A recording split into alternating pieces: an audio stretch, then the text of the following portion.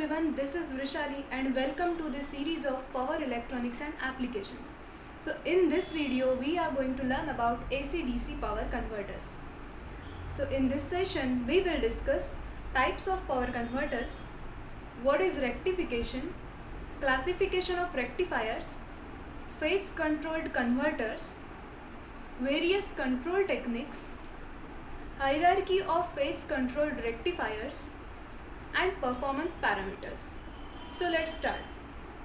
We have already studied the different types of power converters. First is AC to DC, which is called as rectifier. Then DC to AC converter, which is called as inverter. DC to DC converter, which is called as choppers. And AC to DC, which is called as cycloconverter. So in this video or in this unit, we are going to learn about AC to DC, the first type, that is rectifiers. So basically the rectification process is nothing but converting an alternating current or voltage into direct current or voltage. So this is called as rectification. This conversion can be achieved by a variety of circuits based on using switching devices. So basically rectifiers can be classified into three different types: uncontrolled rectifiers, fully controlled rectifiers, or half controlled rectifiers. An uncontrolled rectifier uses only diodes and DC output voltage is fixed in amplitude by amplitude of the AC supply. The fully controlled rectifier uses thyristor as a rectifying element and DC output voltage is a function of amplitude of the AC supply voltage. The half controlled, that is a semi-controlled rectifier, contains a mixture of diode and thyristor, allowing a more limited control over the DC output voltage level than the fully controlled rectifier. So these three are the basic types of rectifiers, in which uncontrolled and half controlled both are unidirectional, whereas fully controlled rectifiers are bidirectional. Now we will discuss about the different control techniques. There are basically three control techniques. First is phase angle control, that is a firing angle control. Then second is extinction angle control, and third is pulse width modulation, that is PWM control. So before starting the control techniques, let's have a look at phase control converters. So the first one is a one quadrant converter. So it represents controlled and uncontrolled rectifiers in different circuit positions. With one quadrant converter, only one polarity of voltage and current at a DC terminal is possible. Then the next figure B represents the two quadrant converter. It contains controlled rectifiers in all circuit positions. With two controlled converter, the power can be made to flow either from AC to DC side or vice versa. Then the third one, which is a four quadrant converter. It contains two quadrant converters connected back to back with one another. It provides a facility of bidirectional current flow through the load. Now we will see phase angle control method, that is a firing angle control method, in detail. So in AC circuits, the SCR can be turned on by the gate at any angle with respect to applied voltage. This firing angle is measured with respect to given reference, at which the firing pulses are applied to the thyristor gates.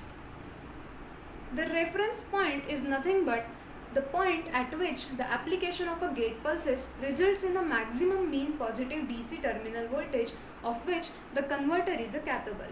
When the firing angle of 0 degree corresponds to the conditions when each thyristor in the circuit is fired, at instant its anode voltage first becomes positive in each cycle. Under this condition, the converter operates as an uncontrolled rectifier circuit. This firing angle is denoted as alpha. It is a most efficient method to control the turning on of thyristor circuit. So the converters which work on the principle of natural commutation are called as line commutated converters. So here is a circuit and waveforms for the phase angle control for a half wave controlled converter circuit. If we see the falling edge of a control pulse Vc, in this diagram it is EC, lies at an angle alpha plus delta. So here is the EC waveform. Its falling edge lies at an angle alpha plus delta. Once the switch is turned on, it remains on even if the triggering pulse has subsided. It can be turned off only when the current through it is reduced below the holding current. Now we will see the second type, that is a extinction angle control. The control pulses for the level triggered and pulse triggered switches are shown over here. The rising edge of a control pulse coincides with the beginning of the input voltage waveform. So here you can see this control pulse coincides with the beginning of the input voltage waveform. Then the falling edge lies at the controllable angle pi minus beta. So this distance is beta, this total distance is pi, so pi minus beta, here the falling edge. Here beta is nothing but our extinction angle. In a pulse triggered switch, control pulses consist of two short pulses, one for turning on and other for forced turn off. Now about the third type, that is pulse width modulation, that is a PWM control. Here the control pulse is symmetrically positioned with respect to positive and negative peaks of the input voltage waveform. The pulse width delta is a control parameter. Like extinction angle control, that previous method, the control pulse consists of two short pulses in case of pulse triggered switch. In multiple pulse width modulation, that is MPWM control, this control signal consists of P pulses per half period of an input voltage waveform. Both the pulse width delta and the number of pulses P can be used as a control parameters. So in case of PWM control, the pulse width delta and the number of pulses P are the control parameters. So there are two widely used methods. First one is uniform multiple PWM and sine PWM. Now we will see the hierarchy of phase controlled rectifiers. So the first type is single phase and three phase. According to the type of phase supply, there are two types. Single phase can be classified in two more types, fully controlled and half controlled. Again, three phase is also can be classified as a fully controlled rectifier and half controlled rectifier. These fully controlled and half controlled rectifier can be classified as with the R load and RL load, that is with resistive load as well as with the inductive load. So we are going to study these different 8 types of converters, or precisely we can say rectifiers, in this unit, each type with a resistive load and inductive load. Fully controlled rectifier can also be called as full converters, whereas half controlled bridge rectifier can be called as semi-converters. Now we will see different performance parameters. So the first one is input displacement angle phi1. It is defined as angular displacement between the fundamental component of the AC line current and the associated line to the neutral voltage. The second parameter is input displacement factor.